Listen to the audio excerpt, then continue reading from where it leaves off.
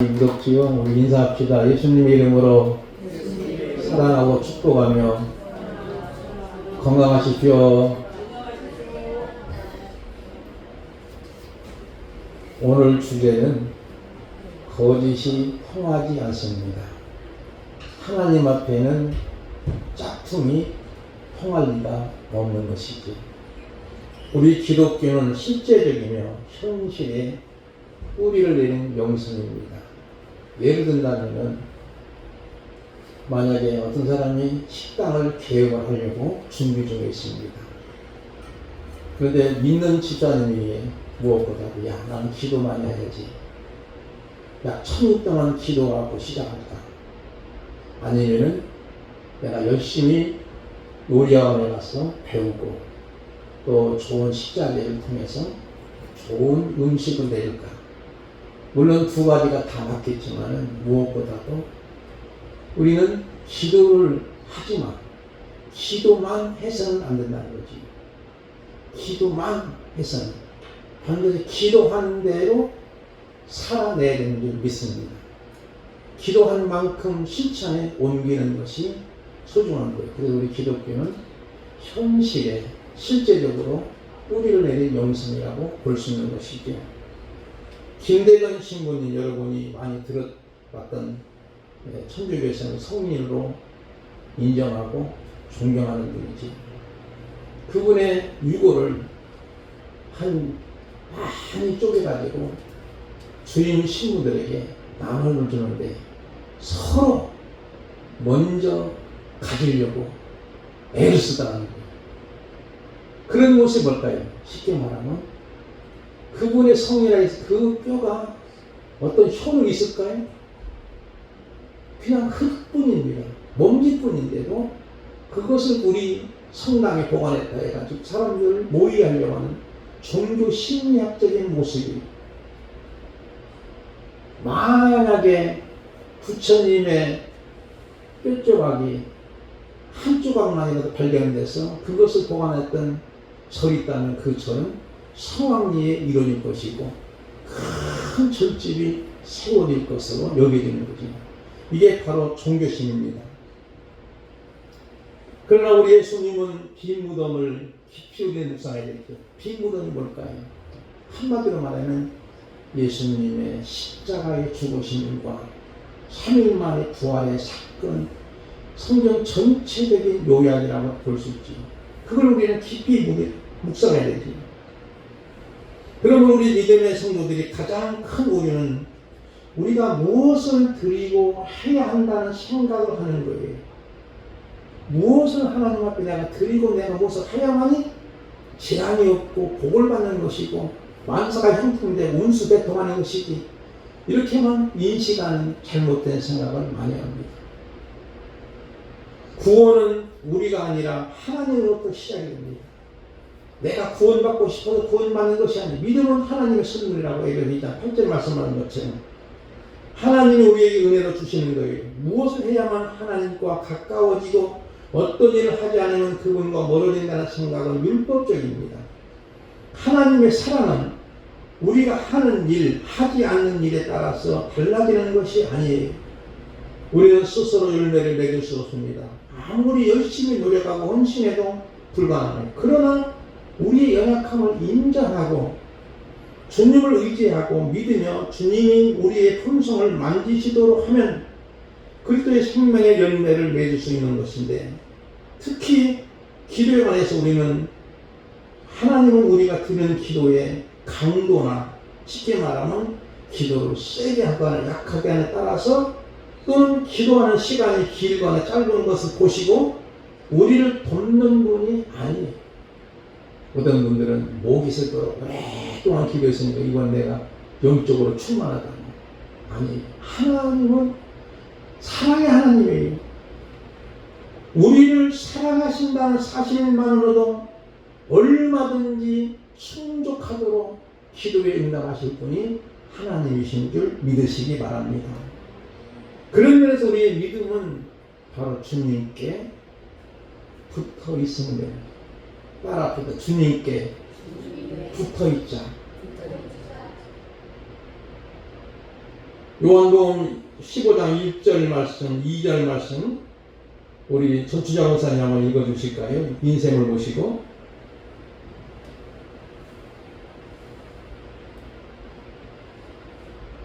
빨간 글씨로 되어 있습니다.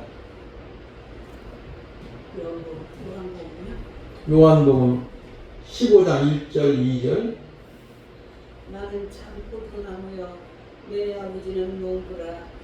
물은 내게 붙어있어 열매를 맺지 아니하는 가지는 아버지께서 그것을 제거해 버리시고 물로 열매를 맺는 가지는 더 열매를 맺게 하려 하여 그것을 깨끗하게 하시느니라. 아멘. 나는 참 포도나무에 내 아버지는 농부라 그랬죠. 물은 내게 붙어있어 열매를 맺지 않는 자는 아버지께 그것을 제거해버리고 열매 맺는 가지는 더 열매 맺게 하려고 열매 맺지 않는 가지는 전지해야 한다는 것이. 쉽게 말하면 붙어있기만 하면 열매를 맺어요. 그러나 붙어있지 않으면 아무리 오래 있어도 열매도 없고 꽃도 없고 시들시들해서 결과적으로 죽게 되는 거지. 마찬가지 우리 신앙심도 마찬가지입니다. 주님께 늘 붙어있는 삶이에요. 그러면 자연스럽게 하나님의 사랑을 힘입어 하나님을 사랑하게 되고 하나님으로부터 사랑받게 되고 그런 면에서 우리의 신앙의 열매를 함께 맺어가는 줄 믿으시기 바랍니다. 오늘 본문의 말씀으로 들어가겠습니다. 본문의 말씀에는 바나바와 많이 반대되는 사람이 있어요. 바나바는 어떤 사람인가 먼저 4장을 통해서 알아볼 수 있습니다. 4장 36절부터 37절까지 우리 김용식 원사님 읽어주실까요?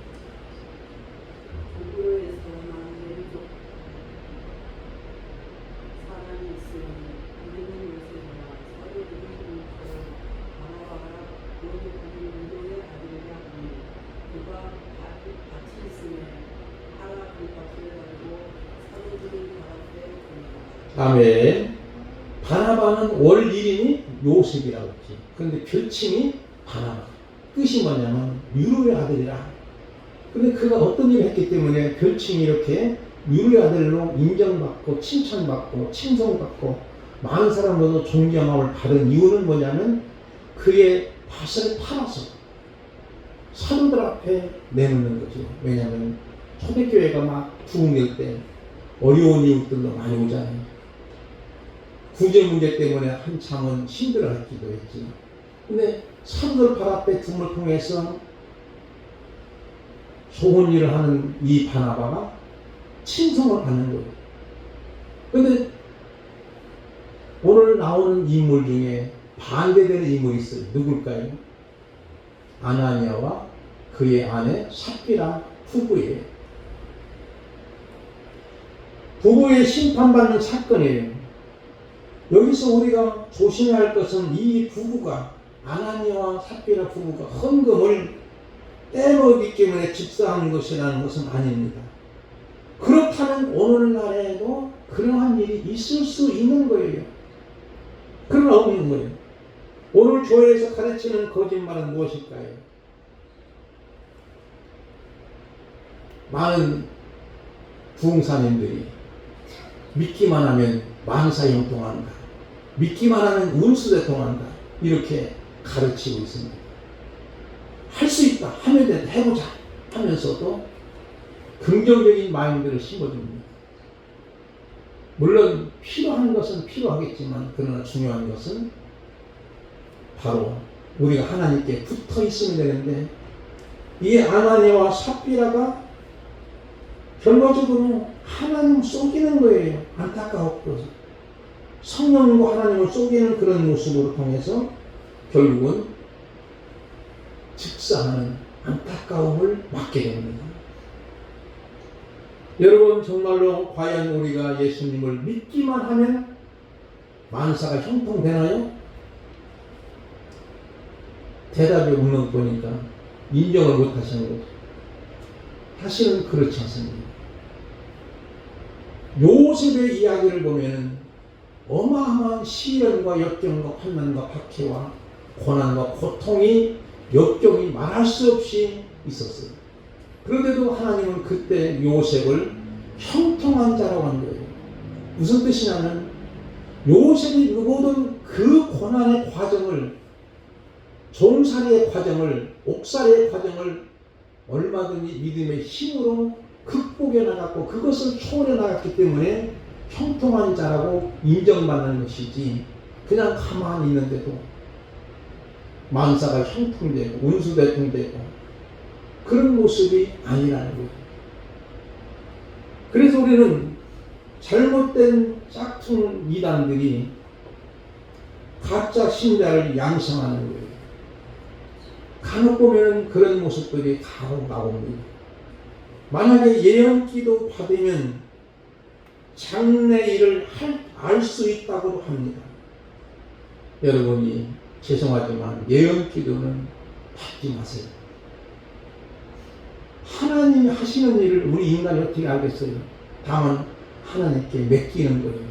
하나님께 맡기는, 우리 염려도 맡기고 근심도 맡기고 무거운 짐도 맡기는 건데, 그러지 않고 내가 어떤 영성 있는 사람한테 예언 기도를 받으면 앞일을 앞으로 알 수 있다고 하는 그러한 짝퉁 복음에 현혹되면 결국은 패당하지.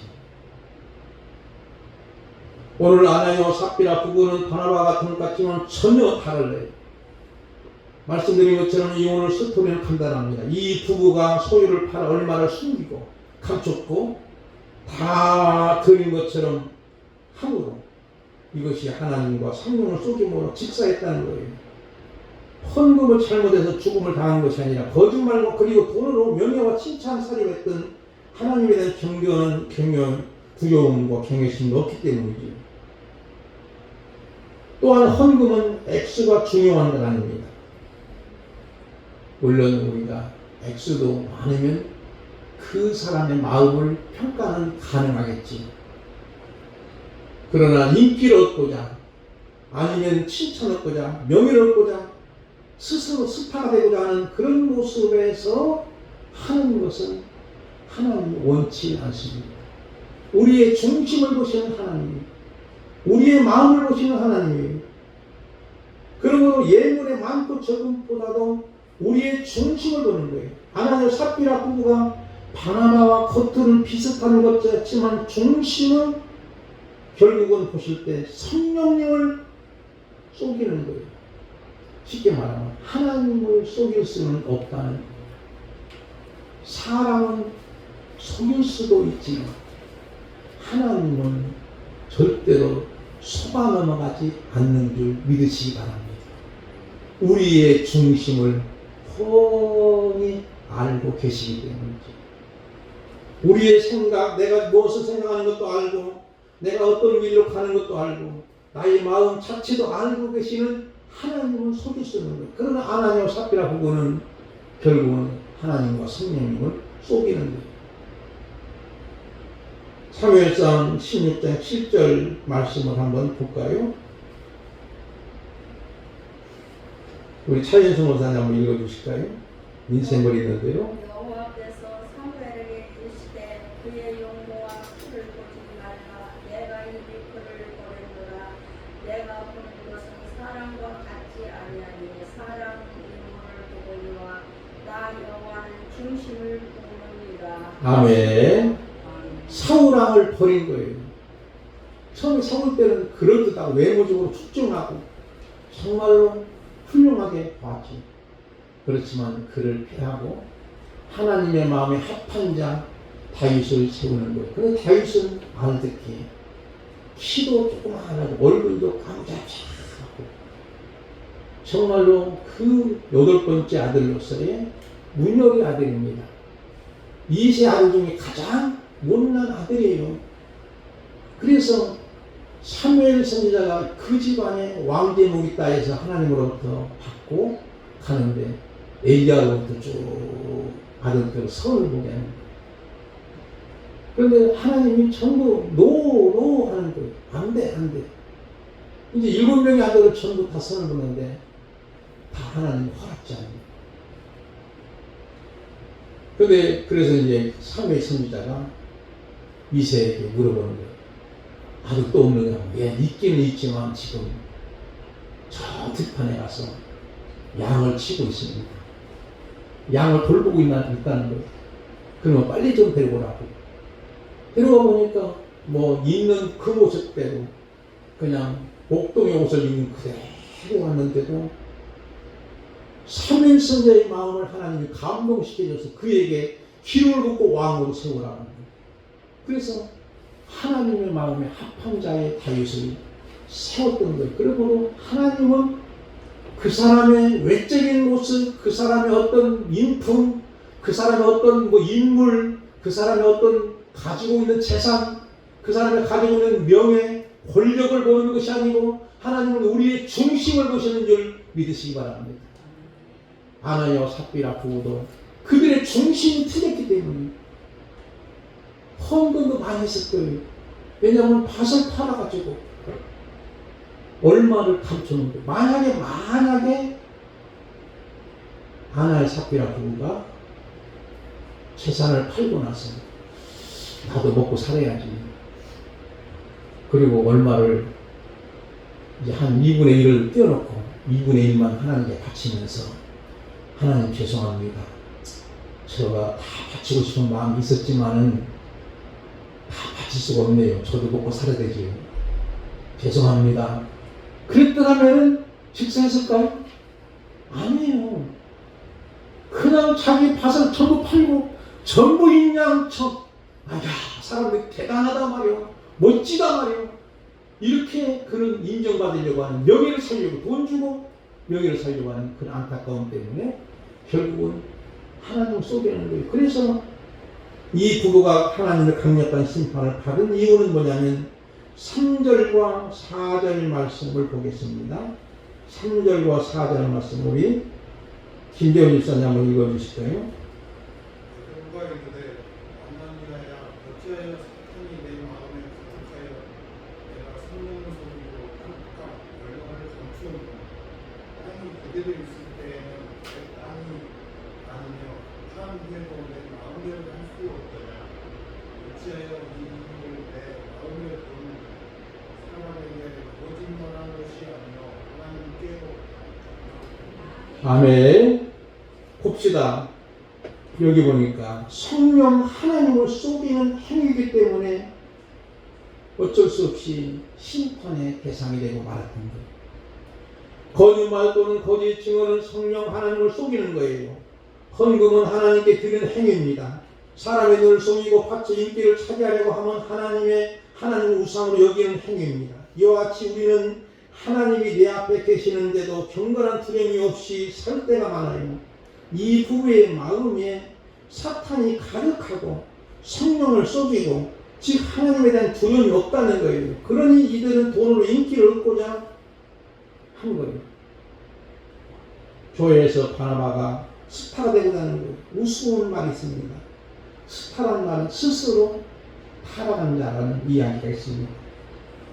오늘날에도 돈으로 직분을 살려고 돈으로 명예와 영광을 얻으려고 하면 하나님을 우상으로 만드는 거예요.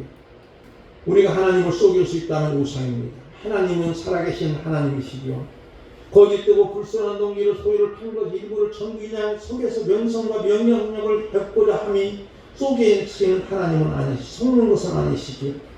교회가 하나님의 처소이자 주님이 자기 백성으로 삼으신 곳이라는 엄중한 의식이 없고 교회 사람들이 동아리 모임으로만 생각하고 이기적인 유익을 얻고자 해심도 없는 그런 상태, 미성숙한 상태로 헌신의 모양만 취하고 헌신의 능력은 없는 안타까움을 갖게 되는 거죠. 그런 모습이라면 하나님을 속이는 거예요.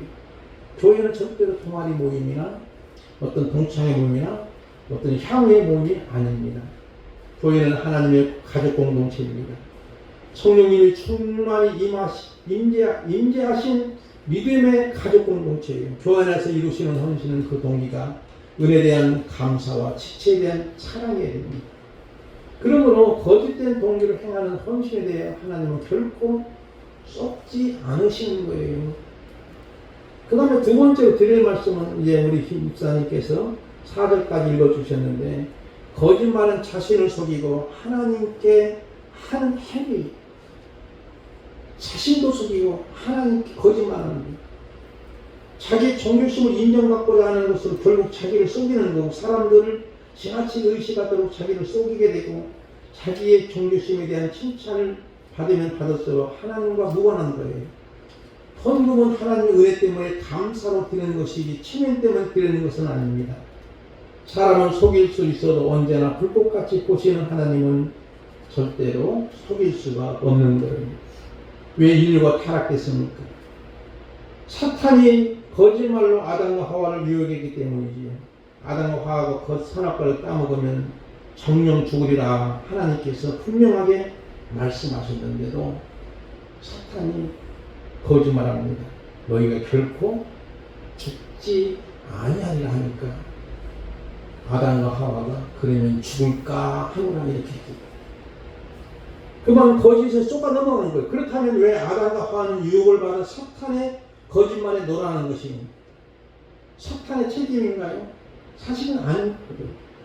이미 아담과 하와가 하나님같이 되려는 욕심이 있었던 거예요. 성경은 아담과 하와가 욕심을 갖고 선악과를 바라보는 모습을 이렇게 소개를 하고 있습니다. 창세기 3장 6절 말씀을 우리 권현희 권사님 한번 읽어주실까요?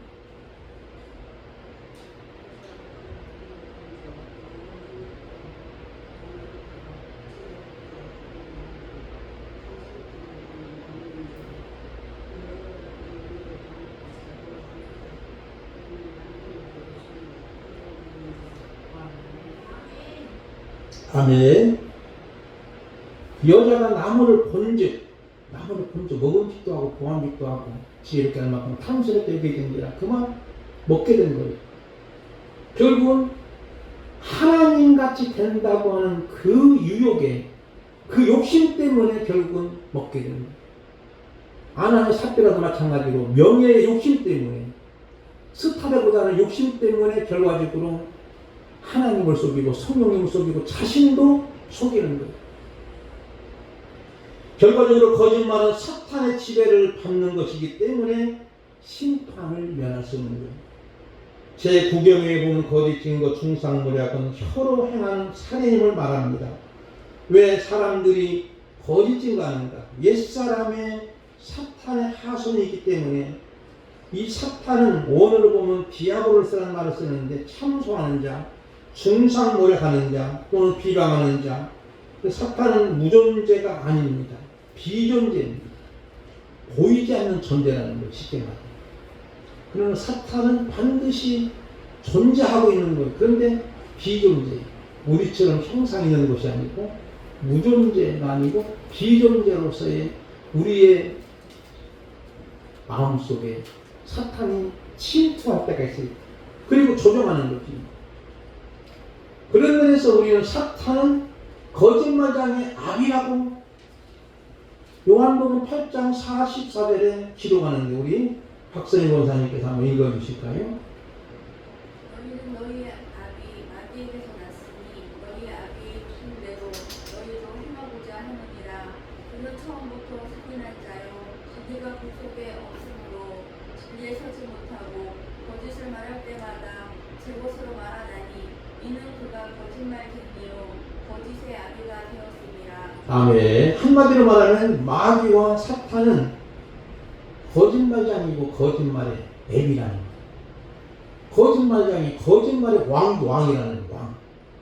그러니까 여러분이 가장 무서운 죄가 거짓말이에요. 미국의 워터게이트 사건이라는 유명한 정치적인 사건이 있었지 않습니까? 그 닉슨 대통령이 그것 때문에 물러났는데 왜냐하면 거짓말 때문에. 우리나라도 거짓말로 해서 만약에 권력을 잡았다면 결국 얼마인가? 하나님이 가장 싫어하시고 가장 증오하시고 가장 미워하시는 것이 짝퉁이고 가짜고 거짓인 줄 우리는 알아야 됩니다. 그러므로 우리는 하나님 앞에 그냥 내 중심을 드리는 거예요. 내 있는 그 모습대로 드리면 되는 거예요. 그래서 이 마귀는 사람을 파괴시키는데 앞장서는 거예요. 파괴시키는데 아나니아 삽비라 부부가 얼마나 초대교회 그래도 신실한 집사님이고 아마 권사님이고 아마 장로님이니까 생각이 들어가요. 그런데 바나바가 인기가 쫙 올라가는 거, 자기도 올라가고 싶은 충동이, 욕심이 생기는 바람에 결국은 그렇게 안타까운 죽음을 당하는 그런 모습이에요. 그러나 우리 기독교의 분명한 것은요, 생명을 살리는 종교인 줄 믿으시기를 바랍니다. 요한복음 10장 10절 말씀을 우리 김학승 원사님 인생을 모시고 한번 읽어주시면 고맙겠습니다.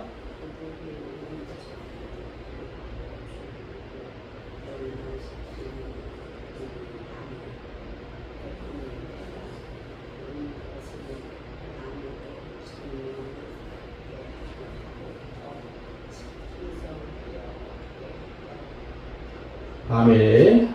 도둑이 오는 것은 도둑질하고 죽이는 거예요. 만약에 도둑이 누굴까? 여기서 마귀를 의미하고 있습니다. 도둑이 오는 건 도둑질하고 죽이고 멸망시키고 먹고 있지만 내가 온 것은 생명을 얻게 하고 풍성히 얻게 하려고 주님은 말씀하시는 거예요. 사탄의 지배를 받으면 욕심이 지나치게 나. 적당한 욕심은 필요하다는 말도 있지만 지나친 욕심 때문에 결국은 사람이 망하는 거예요. 욕심이 인기한 죄를 낳고 제가 정성한 이제 사망을 받는 거예요. 마지막 결론적으로 말씀드리면 정직은 어떤 가치보다 우선합니다. 교회를 향한 모든 거짓된 시도와 불순한 제약을 하나님은 좌시하지 않으신다는 거예요. 그래서 교회는 신실한 권징이 필요합니다. 이 말씀은 초대교회에 대한 하나님의 강한 회초리입니다. 셀플로 아나니아 삽비라 부부가 하나님을 경외한 일도 없이 자기들의 명예와 인기를 돈으로 살려가기 때문에 이렇게 혹독한 하나님의 체벌을 받는 거예요. 그러므로 초대교회 모든 성도들이 하나님을 경외하도록 하는 거예요. 우리 보통 하나님을 경외한다는 말이 뭐냐면 하나님 앞에 살아가는 거예요. 5절 말씀과 11절 말씀 우리 한번 다 같이 보고 말씀을 맺어볼까 합니다. 5절 말씀 제가 보고 11절 말씀 여러분이 봅니다. 아나니아가 이 말을 듣고 엎드려져 혼이 떠나니 이를 듣는 사람들이 다 크게 두려워하더라.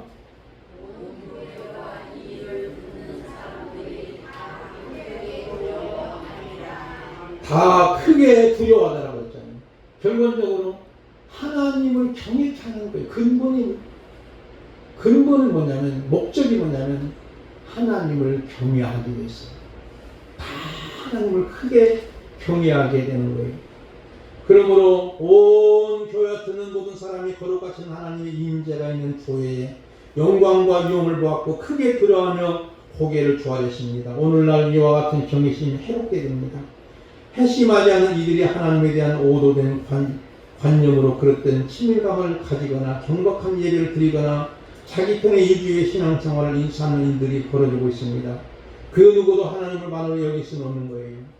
다음 세대에게 우리는 하나님을 경외하는 마음을 심어줘야 됩니다. 형식만 남은 종교생활은 결코 이루어지지 않습니다.